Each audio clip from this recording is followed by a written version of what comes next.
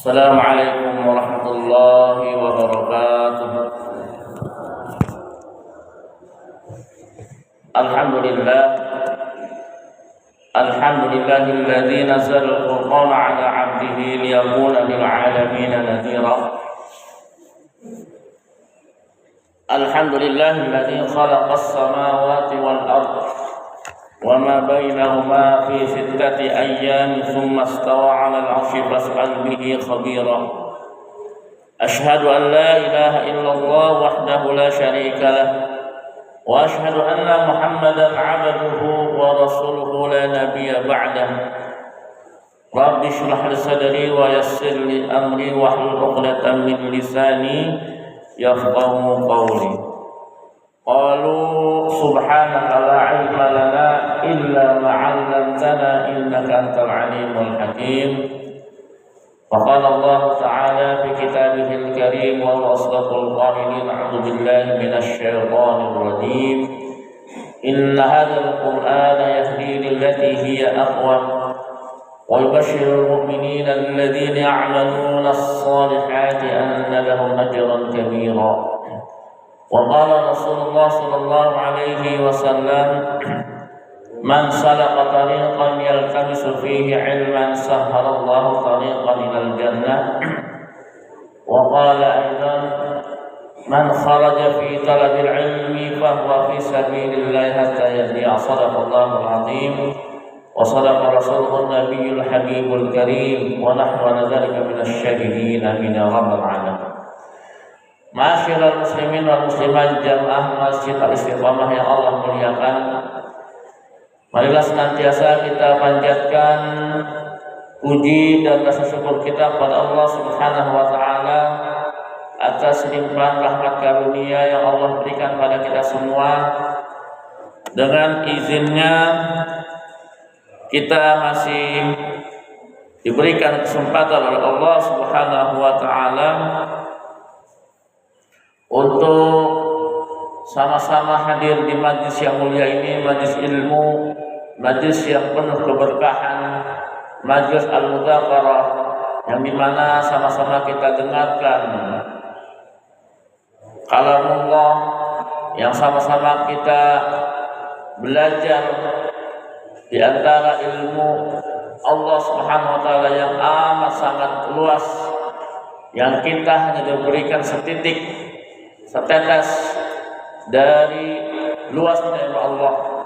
Oleh karena itu, ilmu yang kita miliki ini ilmu yang Allah berikan pada kita, soalnya menjadikan kita lebih bertakwa pada Allah, lebih takut pada Allah, untuk kita lebih berhati-hati dalam mengarungi kehidupan kita sehingga Allah meridhai segala perbuatan kita dan juga Allah menerima segala amal ibadah kita. Amin ya rabbal alamin. Salawat dan salam semoga tetap tercurah pada qudwah hasanah kita, terbaik kita Nabi Muhammad sallallahu alaihi wasallam beserta para keluarganya, para sahabat-sahabatnya, para pengikut-pengikutnya, muslimin dan muslimah. Semoga kita mengharapkan syafaatnya, Allah memberikan syafaatnya melalui wasilah Rasulullah SAW di yaumul qiyamah nanti. Amin ya rabbal alamin. Yang saya hormati guru kita bersama, yaitu Ustaz Robingin MPDI, yang alhamdulillah hadir bersama-sama dengan kita, aparatur pemerintah mungkin dari Pak RW, Pak RT, atau dari pengurus DKM yang lainnya, dan juga bapak-bapak, ibu-ibu, jamaah Masjid Al-Istiqamah yang tidak saya sebutkan satu-satu. Insyaallah tidak mengurangi rasa ta'zim saya, karena saya pada semua jamaah yang di sini. Bapak-bapak, ibu-ibu yang Allah muliakan, sebelum sama-sama kita membahas kajian pada kesempatan kali ini, mohon keridhaan dan ikhlasannya pada jamaah untuk sama-sama kita membacakan Al-Fatihah untuk keluarga almarhum Bapak Raden Wijaya, Arif Wijaya bin Raden Sumarjo. Yang sehari Pak ya, 40 hari ya, yang 40 hari telah meninggalkan kita. Kita bacakan Al-Fatihah. Semoga Allah mengampuni segala dosa-dosanya waktu masa hidup. Allah menerima segala amal ibadah kebaikannya, dan Allah jadikan kuburnya menjadi taman dari taman surganya Allah Subhanahu wa taala.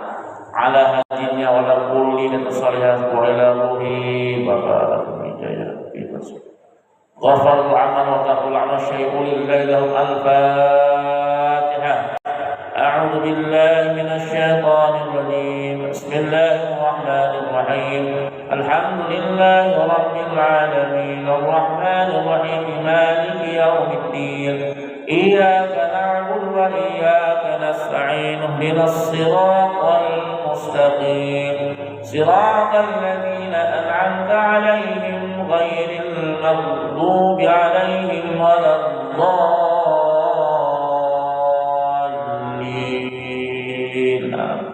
Ya, terima kasih pada para jemaah yang sudah mendoakan saudara kita Bapak Khalid Wijaya. Semoga apa yang kita panjatkan Allah kabulkan.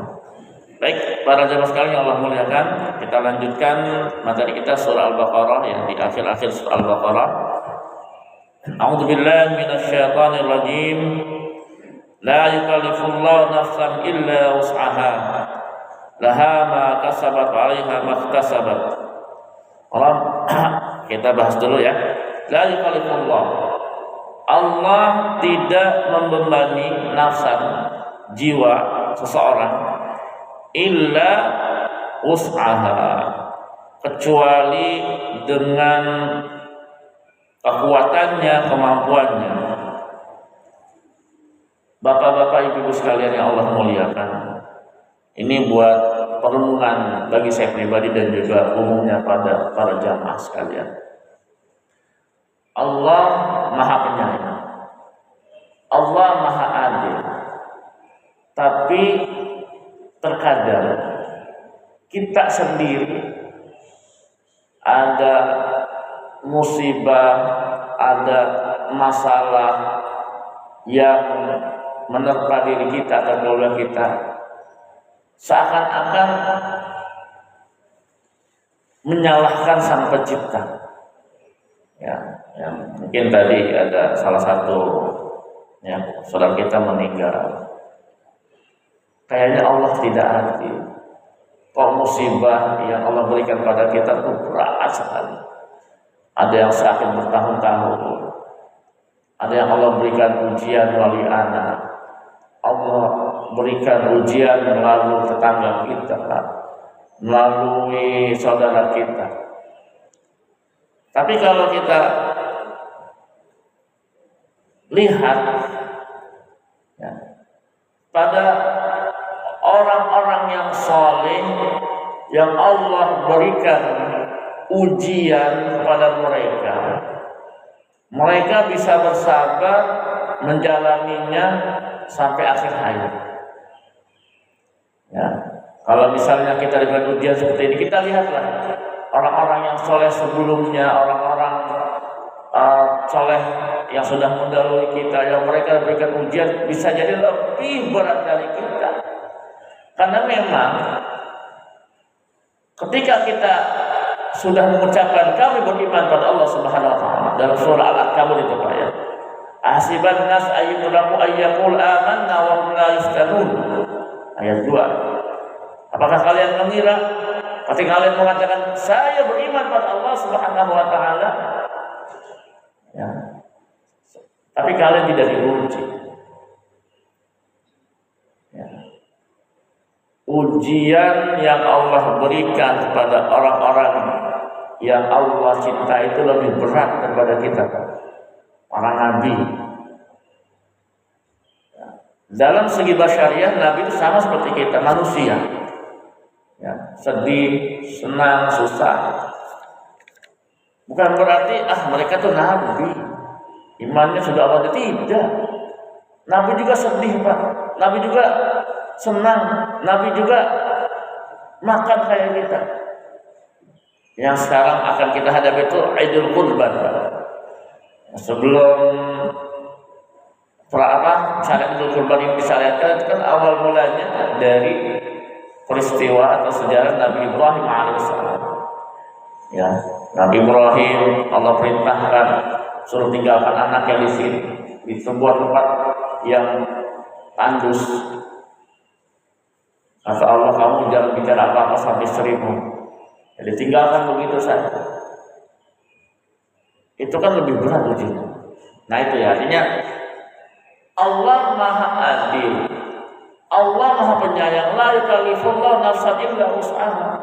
Allah tidak memberikan sebuah ujian yang kita ini tidak mampu untuk menanggung. Dan Allah Maha Adil, ujian yang Allah berikan kepada kita semua, ya khususnya kita orang-orang awam yang mungkin keimanan kita masih jauh dari para nabi, dari para sahabat ataupun para anbiya wal auliya, para wali Allah Subhanahu wa taala. Allah mengetahui kadarnya.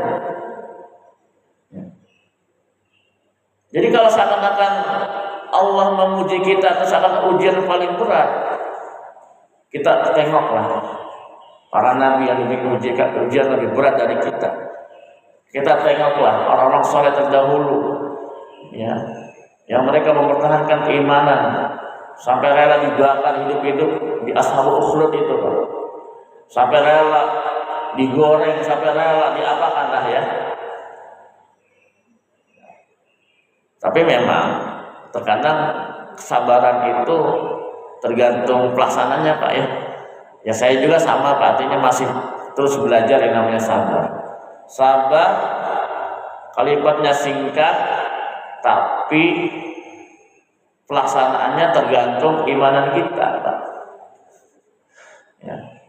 Makanya para ulama itu mengkategorikan sabar dengan beberapa kategori. Yang pertama sabar dalam ketaatan, sabar dalam musibah, sabar dalam kemaksiatan, sabar dalam musibah. Sabar dalam ketaatan itu paling tinggi. Karena kenapa? Taat pada Allah itu merupakan sebuah panggilan jiwa, kesadaran. Hanya orang-orang pilihan Allah saja yang memang menjalankan perintah Allah dengan sabar. Kayak hari ini, Pak. Saya yakin mungkin di antara bapak-bapak ada yang bangun jam 3, setengah 4. Ya, qiyamul lail, salat malam. Ya kalau kita ingin pilih, Pak. Kalau kita ingin pilih lebih enak tidur. Ya. Iya kan? Lebih enak narik selimut, tidur lagi, bangun jam 7, jam 8 enggak. Ya, tapi karena kita Allah pilih sabar dalam melaksanakan ibadah, ya. Kita renungkan, Pak. Allah itu paling sabar. Kenapa, Pak? Allah yang menciptakan kita, Allah yang memberikan rezeki kita. Tapi di antara kita masih banyak yang menyebutkan Allah Subhanahu wa taala. Benar ya? Bukan di sini, Pak ya. Di sana ya. Tapi di antara kita masih banyak yang bermaksiat pada Allah Subhanahu wa taala. Tapi itu Allah masih berikan kesempatan sama mereka. Kapan mereka mau bertobat? Kapan mereka mau berubah? Ya. Makanya ketika sudah datang ajal mereka dan mereka belum bertobat sampai akhir hayat mereka dan mereka tidak mau beriman sampai akhir hayat mereka, maka nanti siksa Allah itu sangat pedih. Karena kenapa? Di dunia ini banyak Allah berikan kesempatan. Ya. Nggak kebayang kalau disiksa bermiliar-miliar tahun, bahkan abadan yang terbatas. Karena di dunia ini Allah berikan kesempatan. Ya. Subuh paling cuma 5 menit sholat. Zuhur nggak tahu 5 menit atau 10 menit. 10 menit lah subuh lah. Zuhur 5 menit, asar 5 menit, maghrib 10 menit, isya 10 menit, ya 30-40 menit kita sehari beribadah pada Allah Subhanahu wa taala, ya kurang lebih, Pak ya. Sedangkan Allah berikan kita waktu 24 jam. Dari waktu 24 jam, kenapa nggak bisa menyempatkan sholat? Alasannya sibuk. Sibuk apa? Alasannya bukan sibuk, sombong kita di hadapan Allah Subhanahu wa taala. Allah sudah memberikan pada kita banyak karunia-Nya, banyak nikmat-Nya, tapi kita tidak mau beribadah kepada Allah, sombong. Ya, semoga Allah hindarkan kita dari hal-hal itu. Ya, seperti hal sekarang bapak-bapak ibadah, kita salat. Ya, Allah menyesuaikan kemampuan kita. Ibadah kita nggak akan pernah sama dengan para nabi, Pak. Betul kan? Sampai kapanpun, sampai kita sujud berkali-kali, nggak akan pernah menyaingi para nabi, karena Allah tahu kadar keimanan kita sesuai dengan kemampuan kita. La yukallifu nafsan illa wus'aha. Ya. Oh, kita mampunya salat tahajud, ya mungkin hanya 4 rakaat plus 1 witir. Bacanya ya qul ya qulhu atau watini alam nasrah. Yaitu sebab-sebab kita. Kalau kita ingin samakan dengan Nabi Muhammad, jauh Pak, beda. Ya, bacaan ayat surat pertama Al-Baqarah, kedua Ali Imran, An-Nisa. Ya. Udah kabur duluan gitu ya. Nah, jadi memang kita beribadah ya memang sesuai dengan kadar kemampuan kita. Bahkan Allah pun Maha Penyayang, Pak. Ketika kita sakit, walaupun diwajibkan sholat, ada rukhsah, keringanan. Yang nggak bisa diri duduk, yang nggak bisa wudhu tayamum.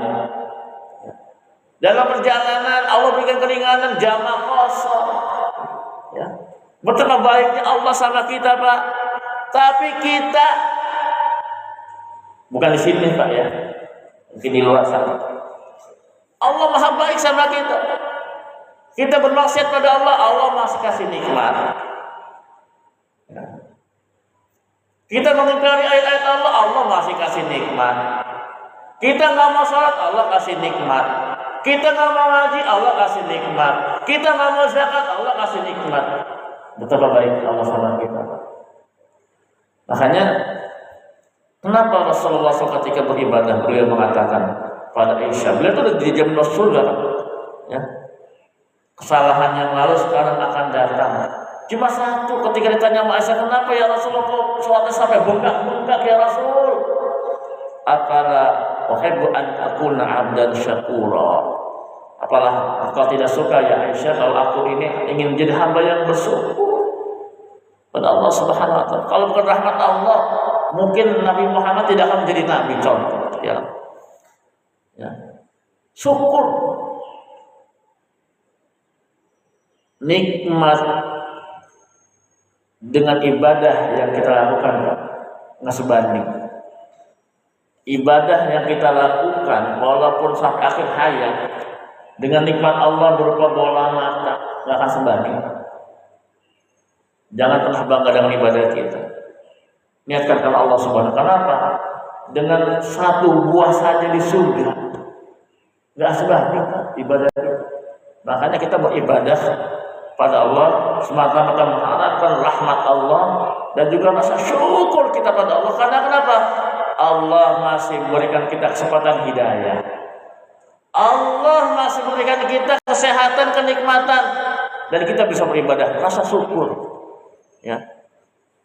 Saya yakin Pak, saya juga merasa ketika kita sholat berjamaah setiap hari di masjid, siapa yang merasa semuanya sempurna, paling sempurna? Mendapatkan 27 rakaat, enggak tahu kan? Ya.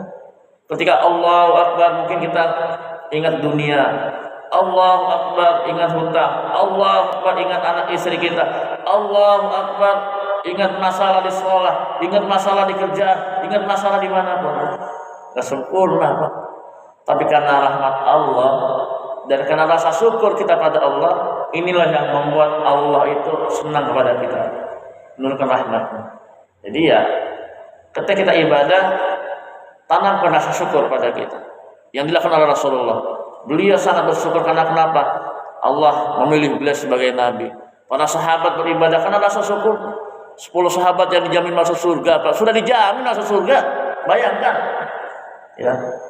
Tapi infaknya Abu Bakar luar biasa. Infaknya Abdullah bin Auf luar biasa. Padahal sudah dijamin masuk surga. Utsman bin Affan dermawan, sudah dijamin masuk surga. Tapi ketika beliau ke makam Baqi sama ketika jadi khalifah, ya, Khalifah Abu Bakar, Khalifah Amirul Mukminin. Ya. Aku takut, aku khawatir. Kenapa? Ya. Ketika saya meninggal, saya dapat siksa kubur. Kan kau sudah dijamin masuk surga. Iya, tapi aku belum dijamin terbebas dari siksa kubur. Padahal beliau itu orang dijamin masuk surga. Artinya ketika sudah dijamin masuk surga, dia otomatis ya tidak mendapat siksa kubur. Sampai segitunya Pak, kita, saya yang imannya nggak seberapa dengan para sahabat, ya masih merasa tenang gitu kan. Para sahabat yang dijamin masuk surga aja masih khawatir masa depannya di akhirat, padahal sudah dijamin. Harusnya kita lebih khawatir itu, ya. La yukallimu nafsan illa wus'aha laha ma kasabat wa 'alaiha ma iktasabat. Ya. Laha ma kasabat. Kebaikan yang dia kerjakan maka Allah akan balas. Wa 'alaiha ma iktasabat. Ataupun kejelekan yang kita kerjakan Allah akan balas sesuai dengan kadar kebaikan dan keburukan yang kita lakukan. Saya pernah baca tafsir surah Al-Zalzalah. Ketika turun surah Al-Zalzalah, ya, itu kan ada kalimat faman ya'mal mithqala dzarratin khairan yarah wa man ya'mal mithqala dzarratin syarran yarah. Ketika ada ayat ini turun, ini kan Al-Zalzalah turunnya di kota Madinah, kan? Sebagian sahabat itu nangis di hadapan Rasul. Ya Rasul, ayat ini berat bagi kami ya Rasul. Karena kenapa?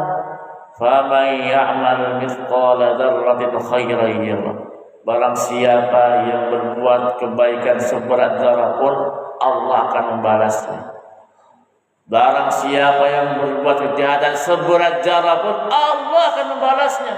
Para sahabat teringat, dulu kami masa jahiliyah ya Rasulullah, kami menyembah berhala, kami mabuk-mabukan, kami berjudi, kami berzina. Bagaimana ya Rasulullah, itu amalannya apa, dosa kami banyak ya Rasulullah. Ya kalau dipikir iya juga Pak ya. Siapa di sini nggak pernah berbuat jahat, berbuat maksiat? Pasti ada, pasti. Ya, ada. Memang kalau kita renungi ayat tadi surah Al-Zalzalah itu, oh iya saya pernah berbuat jahat, saya berbuat maksiat. Tapi kan Rasulullah apa? Ya, Allah Maha luas ampunannya. Artinya apa? Yang dimaksudkan dalam ayat ini adalah ketika kita mati dalam keadaan belum bertobat, maka akan ditimbanglah seberat apa kejahatannya, seberat apa kebaikannya. Tapi ketika kita berbuat maksiat diiringi dengan taubat sama Allah, wa'at bisayatal hasanatan Allah, maka kejelekan itu akan terhapus dengan taubat kita, dengan istighfar kita. Berkali-kali kita berbuat kesalahan, berkali-kali kita taubat sama Allah, pasti Allah akan ampuni. Ya, kesalahan yang dilakukan orang beriman ini adalah kesalahan yang memang bukan kesempatan yang disengaja. Artinya gini, kita pasti berbuat salah, Pak. Tapi kayak orang beriman ini, ketika ada kesempatan untuk berbuat salah, dia hindari. Contoh, ya, oh di depan saya itu ada yang main judi, nah itu kan dosa, hindari. Oh saya sebagai bendahara masjid, ini uang banyak nih, ya kan? Ketika uang masuk, misalnya 1 juta dilaporkan ke jamaah hanya 700, kan 300 nggak ada yang tahu, kan saya ngitung. Ya, nah kita hindari. Tapi orang beriman itu kesalahan-kesalahan yang memang mungkin tanpa sepengetahuan kita, Pak. Tahu-tahu kita ngomongin orang, astagfirullahaladzim. Tahu-tahu mohon maaf ya, melihat lawan jenis tanpa menggunakan aurat yang benar, ya, pakaian seksi, Ya istighfar. Itu kan hal-hal yang memang kita tidak bisa hindari, Pak. Nggak bisa hindari. Nonton infotainment tentang gosip, tentu gosip nih. Kita anteng gitu kan. Itu kan sesuatu tidak kita bisa hindari. Tapi Allah berikan solusi pada kita ya, dengan mohon ampun kepada Allah Subhanahu wa taala. Walladzi idza fa'alu fahsyatan aw dzalamu anfusahum dzakarullah. Orang-orang yang berbuat fahisyah kejelekan ingat sama Allah, fastaghfiru li dzunubihim, maka Allah akan ampuni dosa kita. Allah Maha Pengampun. Ya. Banyakin istighfar agar kesalahan yang kita lakukan itu akan terhapus, sehingga apa? Fama ya'mal mithqala dzarratin syarran yarah, itu akan terhapus dengan istighfar kita. Ya, dengan taubat kita kepada Allah Subhanahu wa taala. Nah, ini akhir-akhir Al-Baqarah ini adalah doa-doa bagi kita yang menandakan kelemahan kita di hadapan Allah Subhanahu wa taala.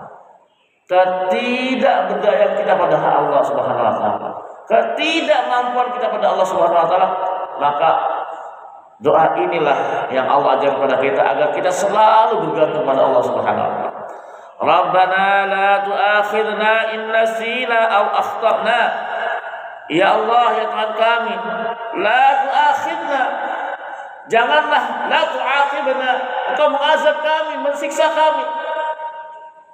In nasina, apabila kami lupa, aw akhtana, dalam berbuat kesalahan. Ya.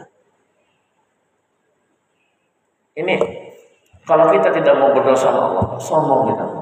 Kalau kita tidak mau sujud pada Allah, sombong kita. Ya Allah, janganlah Kau mengazab kami ketika kami lupa padamu dan kami bermaksiat padamu. Manusia itu kan makhluk khata' nisyan, tempatnya salah dan lupa. Manusia itu kan asal katanya nasya yang sah, lupa. Itu tempatnya salah dan lupa. Iya, tapi jangan sampai kebablasan juga, Pak. Wajarlah manusia berbuat salah. Iya memang. Tapi jangan kebablasan dalam arti apa? Sudah tahu itu salah, tapi kita kerjakan. Bablas namanya. Kecuali kalau orang yang tidak salah disalah-salahin dari penjara. Nah, ini ada ya kasusnya yang sekarang sedang viral ya. Tapi wallahu alam ya, hanya Allah yang maha benar, hanya Allah yang maha tahu. Ya, katanya tidak merasa korupsi dihukum sampai 27 tahun katanya informasinya. Wallahu alam bisa. Hanya Allah yang maha tahu. Ya, ya. Rabbana wa la tahmil 'alaina isran kama hamaltahu 'alal ladzina min qablina. Lagi doa permohonan pada Allah Subhanahu wa taala. Rabbana, ya Allah ya Tuhan kami, la tahmil 'alaina, janganlah Kau membawakan kepada kami minal a'mali syaqqah, dari amalan-amalan yang membuat kami berat ya Allah.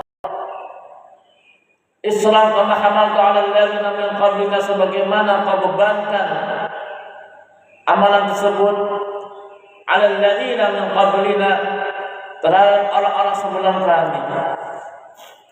Ya. Umat Nabi Muhammad SAW walaupun umat terakhir, umat yang usianya pendek, tapi Allah berikan keutamaan dan kelebihan dalam masalah karunia atau fadilah dalam beribadah kepada Allah Subhanahu wa taala. Dulu pada zaman Nabi Musa alaihissalam, ya, kan syariatnya berbeda kan. Orang yang membunuh seakan-akan dosanya membunuh seluruh manusia. Ada dalam syariat, "Wa qatalan nasa jami'an." Barang siapa membunuh manusia, seakan-akan dosanya membunuh seluruh manusia yang ada di muka bumi ini. Kan berat banget. Ya.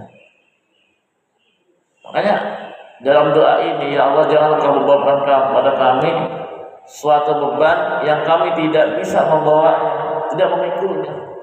Kita berharap. Ya. Tadi yang saya katakan di awal, ketika kita mendapatkan musibah, cobaan, coba tengoklah ya, orang-orang terdahulu, orang-orang soleh terdahulu yang Allah berikan ujian lebih berat dari kita. Ya, para sahabat dari kalangan budak, orang miskin, Ya, yang mereka tidak punya tempat tinggal lagi, yang mereka tidak punya harta lagi, tapi sabar dengan keimanannya. Kita di sini ngaji saja nggak ada yang intimidasi, Pak. Sholat saja nggak ada yang melarang. Kita sholat di sini nggak ada namanya di depan kita ada moncong senjata yang akan menembak kita kapanpun. Kita sholat ngaji di sini nggak ada namanya khawatir bom akan turun. Ya. Tapi kok di antara kita bukan di sini, Bu ya. Kok masih enggan atau berat melangkahkan kita ke masjid? Coba itu terjadi atau kita hidup zaman Nabi, Pak. Yang di situ Allah takdirkan kita beriman pada Nabi Muhammad SAW. Bagaimana beratnya ujian mereka? Ada sahabiah, mohon maaf yang kena penyakit epilepsi. Sekali lagi ini pelajaran buat saya juga, Pak ya. Ya, namanya epilepsi itu kan ayan, ya. Itu suka kambuh kalau mungkin melihat air atau melihat sumur, ya Pak. Ketika kambuh, ya kan nggak sadar. Dia datang kepada Rasulullah, ya Rasul, doakan saya supaya sembuh. Ya, saya kasih dua pilihan. Kalau saya doakan, pasti akan sembuh dengan izin Allah. Tapi di pilihan yang kedua, kalau kamu sabar, ganjaranmu surga. Sahabat ini milih yang keberapa? Milih yang kedua. Sekali lagi ini pelajaran buat saya juga, Bu ya. Belum tentu kalau saya diberikan ujian kayak gitu bisa sabar, Bu ya. Ya. Ini berapa kali saya meruqyah orang itu, saya gambarkan seperti itu yang sakit bertahun-tahun. Ya, tapi sahabat bilang ini, yaudah saya minta yang kedua ya Rasulullah. Ya, saya ingin sabar aja, kenapa? Ganjarnya surga. Lebih memilih ganjarnya surga daripada sembuh, walaupun sembuh itu hak kita, Pak ya. Tetap kita berusaha, ya. Tetap kita berusaha ketika sakit ya. Ikhtiar kita berobat, ikhtiar kita ya ke dokter, bekam, ruqyah, hijaman dan sebagainya, bukan ke orang pintar Pak dukun ya, ini beda lagi ya. Ya. Sahabat milih apa? Doakan saja ya Rasulullah supaya saya sabar. Tapi saya ingin ketika ayat saya kambuh, epilepsi saya kambuh, jangan sampai aurat saya tersingkap atau jiwa tersingkap sehingga orang melihat. Karena ketika saya lagi kambuh ayatnya itu kan auratnya terbuka, hanya itu saja Rasul. Ya, sampai akhir hayat epilepsi. Ini pelajaran bagi kita, Pak ya. Ya.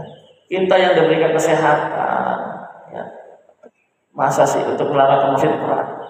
Rumahnya samping masjid. Allahu Akbar, Allahu Akbar. Kayak berat banget. Tapi disuruh mendaki Gunung Salak, wah semangat. Wah. Walaupun bawa beban itu. Ya. Ya alhamdulillah di sini mungkin ada jamaah yang sekarang masih sakit dan sebagainya, istiqomah, alhamdulillah. Ya. Jangan sangka kamu sabar itu Allah balas, pasti Allah balas. Pasti Allah balas. Innama yuwaffas sabirun ajrahum bighairi hisab. Sesungguhnya pahala sabar itu tanpa batas. Bisa jadi melebihi pahala sholat kita, bisa jadi melebihi pahala haji kita, bisa jadi melebihi pahala zakat kita dengan sabar itu, ya kan, tanpa batas, khususnya dalam beribadah dan juga sabar dalam menghadapi. Tapi tetap, Bu ya, bukan berarti saya sakit kamu berobat itu salah juga. Artinya tetap ada usaha. Ketika memang usaha kita belum ada solusi kesembuhan, ya udah kita serahkan pada Allah Subhanahu Wa Taala. Ya. Rabbana wa la tuhammilna ma la taqata lana bih. Ya Allah, ya Tuhan kami, la tuhammilna, janganlah Engkau memikulkan kepada kami al-masaib wal bala wal imtinan, musibah, bencana, penderitaan, ujian, ma la taqata lana bih, yang mana kami tidak kuat untuk memikulnya, yang mana kami tidak kuat untuk menjalankannya, yang mana kami tidak kuat untuk menjalankannya. Sekali lagi tadi saya katakan di awal, Allah Maha tahu sesuai dengan kondisi keimanan hambanya, dan Allah tidak akan mungkin memberikan ujian kepada kita seperti ujiannya para nabi, bukan level kita. Ya, Allah Maha tahu. Nabi Muhammad sebelum meninggal, panas badannya itu sampai 2 kali lipat panasnya orang biasa. Ya. Ketika dipegang oleh Aisyah, ya Rasulullah, badan kamu panas sekali. Iya. Ujian para nabi itu 2 kali lipat. Bayangkan Pak ya, Allah mencintai hambanya, Allah bikin ujiannya itu luar biasa berat. Ya. 2 kali lipat, bisa jadi mungkin 50 derajat panasnya. Allah berikan ujian kepada Bunda Maryam, ya, ibunya Nabi Isa alaihissalam, gadis suci, ya, tata suci, ya, tata nggak akan terima Pak ya. Nabi Allah Nuh alaihissalam berdakwah bukan setahun 2 tahun Pak, berapa ratusan tahun, hampir 500 tahun lebih beliau berdakwah. Inni da'utu qaumi laila wa nahara wa lam yazid du'ai illa firara. Ya Allah, saya mendakwahi mereka siang malam. Bukan setahun 2 tahun, mungkin usia kita ada yang 70 tahun. Nabi Nuh alaihissalam hampir lebih 500 tahun berdakwah, dan menurut riwayat hanya 75 kurang lebih pengikutnya dari 500 tahun lebih berdakwah. Bahkan sampai 950 tahun usia beliau.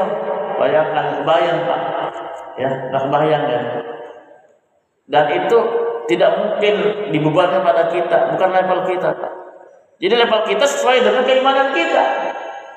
Jadi kalau ada yang menganggap ujian sangat berat sekali, ya itu hak kita lah. Lihat, tengoklah ya, tengok orang-orang saleh terdahulu yang Allah berikan ujian lebih berat dari ini, tapi mereka bersabar. Ketika para sahabat mengatakan, ya Rasulullah, mintalah sama Allah pertolongan, ketika di pasar Mekah Pak ya, supaya Allah menolong kita, supaya Allah memberikan perlindungan pada kita. Rasul bilang apa? Dulu di zaman kalian, sebelum kalian ini, ada orang yang mempertahankan keimanannya sampai rela digergaji besi, sampai rela dibakar hidup ashabul ukhdud, ya Pak, sampai rela tangannya dipotong, kakinya dipotong. Itu kasih Fir'aun yang beriman pada Nabi Musa alaihissalam, tetap beriman, sampai rela Siti Masitoh, pelayannya Fir'aun laknatullah, diceburkan anak-anaknya sama ibunya ke dalam kuali yang panas. Coba itu ditimpakan sama kita, belum tentu kita sabar ya, belum tentu kita bisa mempertahankan keimanan. Sekarang enak kita ibadah, nggak ada yang ganggu Pak.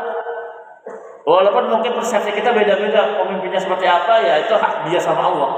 Tapi saat ini siapa pemimpinnya dari zaman Soekarno sampai sekarang, nggak ada yang menghalangi kita beribadah. Benar nggak Pak? Nggak ada. Ya mungkin kebijakan tuh beda-beda lah masing-masing ya. Tapi sampai saat ini nggak ada.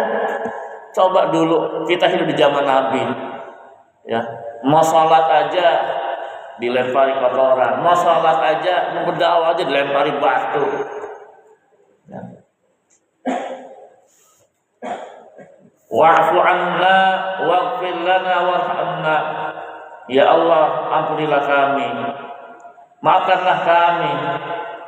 Kalau memang kami banyak mengeluh, kalau memang kami tidak bersyukur, tidak mau bertaubat padamu ya Allah, waghfir lana, ampunilah kami.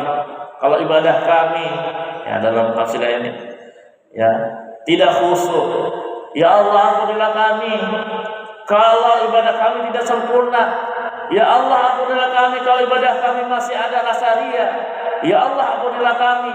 Kalau kami tidak ikhlas dalam beribadah padamu ya Allah, warhamna, kasih dari kami Allah, rahmatilah kami Allah, dengan segala dosa yang kami kerjakan, dengan kelalaian yang kami lakukan.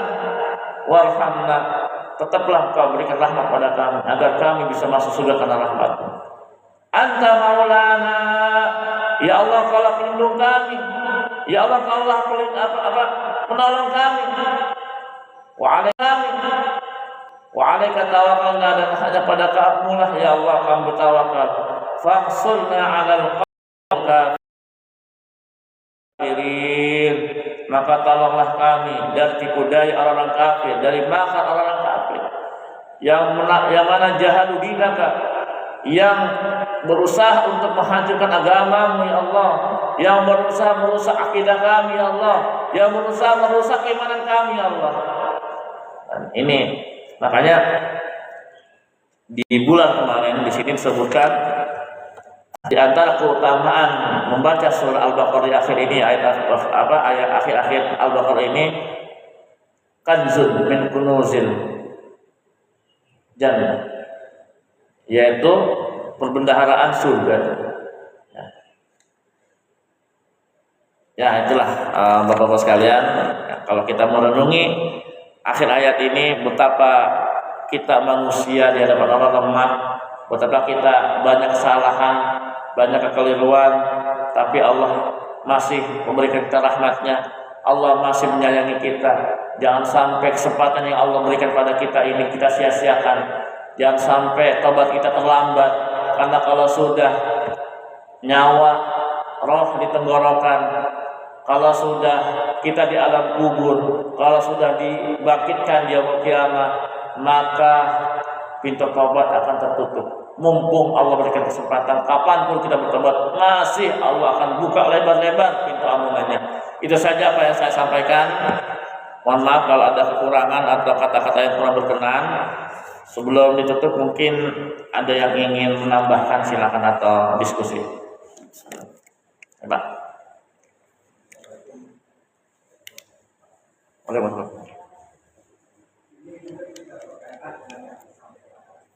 Nah loh, berat ya.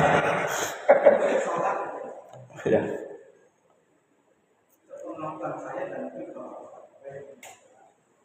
Bahwa setelah itu antara asar sama nama tadi dan antara subuh sampai Suruh. tadi, saya nggak tahu apakah itu diharamkan atau diperbolehkan dengan catatan tergantung pada niat dan upah.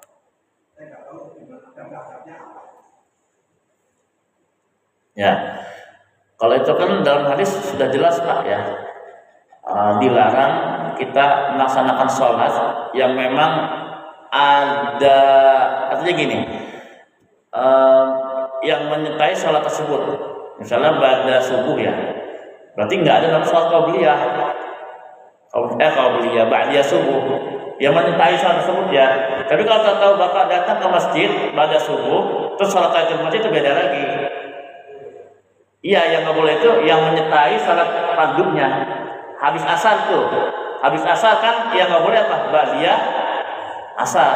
Tapi tahu-tahu ada orang meninggal, kita sholat boleh nggak? Boleh. Yang nggak boleh yang menyertai sholat rawatib tadi Pak ya. Memang diharamkan, nggak boleh kita habis sholat asar, sholat ba'diyah asar, udah jelas kita paham. Karena memang di antara hadisnya disitulah ada tanduk-tanduk setan yang pada waktu asar dan juga pada subuh. Makanya ketika sore itu kan diusahakan jangan langsung sholat dulu ya.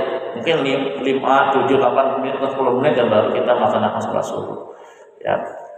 Jadi kalau misalnya kita pikir kenapa bisa dilarang ya itu memang sudah ketentuannya seperti itu, kita nggak bisa pikir pakai logika lagi. Ya kalau perintah itu kan harus keimanan yang ada kita jalankan ya, yang iman. Jadi kenapa dilarang? Ya udah dilarang. Gak usah tanya-tanya lagi gitu kan. Kenapa haji itu hanya di bulan Zulhijjah? Ya udah memang bulan Zulhijjah. Nggak bisa kok digilir lah gitu kan.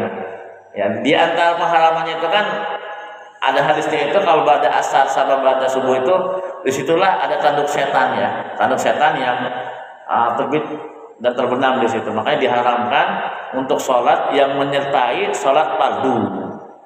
Tapi kalau saat yang lain, kalau misalnya kita tahu-tahu datang nih, ada datang baru sholat wudu boleh, tahiyatul masjid boleh, yang nggak boleh ba'diyahnya itu yang nggak ada.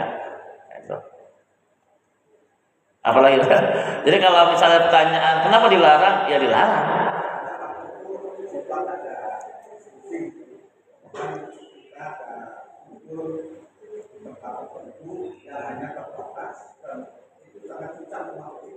Iya. Ya sekarang mungkin aja Pak, kalau kita memang ada perdebatan, kalau saya lebih baik menghindari. Kita punya pendapat ya udah. Bukan sholat yang berkaitan dengan sholat wajibnya. Iya, pokoknya nggak boleh itu yang menyertai yang berkaitan dengan sholat wajibnya kayak ba'diyah subuh, ba'diyah asar. Tapi yang tidak menyertai ya nggak masalah. Seperti halnya kan ada 3 larangan sholat ya. Waktu istiwa, ya istiwa samsu itu kan nggak boleh. Kapan tuh waktunya? Wallah alam kapan? Ya, artinya misalnya yang nggak boleh itu ketika istiwa itu kita sholat qobliyah zuhur gitu kan. Tapi tahu-tahu datang kita sholat sunnah wudhu itu yang istilahnya yang tidak ada sebab itu menyatakan sholat tersebut ya, sholat sunnah yang menyatakan sholat wajib itu yang nggak boleh. Ini yang saya pahami Pak ya. Walau mungkin kalau ada jamaah lain yang bisa yang punya pemahaman yang lain silakan. Ya. Ya emang dari dulu dari kecil pun kita sudah tahu Pak ya ba'diyah asar tuh nggak ada Pak ya. Ba'diyah subuh dari kecil kita diajar sama guru kita emang nggak ada, emang haram hukumnya nggak boleh. Ya wallahu a'lam bishawab. Ada lagi Pak? Kalau tidak ada lagi mungkin itu saja apa yang saya sampaikan. Sekali lagi kalau ada kata-kata yang kurang berkenan mohon dibukakan pintu maaf yang seluas-luasnya.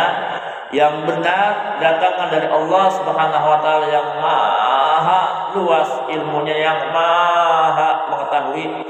Yang salah dari kebodohan dan kepakiran saya kita tumpahkan hamdalah.